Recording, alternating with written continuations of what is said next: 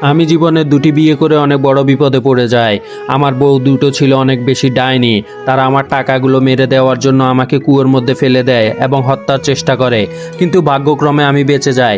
তারা আমার টাকাগুলো নিয়ে রেগুলার শপিং করতে থাকে। এতে আমার জিদ অনেক বেশি বেড়ে যায়। এরপরে আমি একটা জাদুঘরের সাথে দেখা করি। সেই জাদুর মাধ্যমে আমাকে পরিবর্তন করে দেয় এবং আমি অন্য মানুষে রূপান্তরিত হই। এরপর আমি আমার শরীরের রূপ পাল্টিয়ে তাদের নিকটে যাই। যাওয়ার পরে তারা আমাকে চিনতে পারে না, কারণ আমার অনেক টাকা ছিল। আমার টাকা কড়ি নিয়ে আমি তাদেরকে যখন লোভ দেখাই, তারা আমার সেই লোভে পা দেয় এবং তারা আমাকে ফলো করা শুরু করে, আমার পিছনে পিছনে আসতে শুরু করে। আমি সেই সুযোগটি হাতছাড়া করিনি। তাদের চোখ বেঁধে সারপ্রাইজ দেবে বলে সেই কুয়োর কাছে চলে যায় এবং তাদেরকে কুয়োর মধ্যে ফেলে দিই।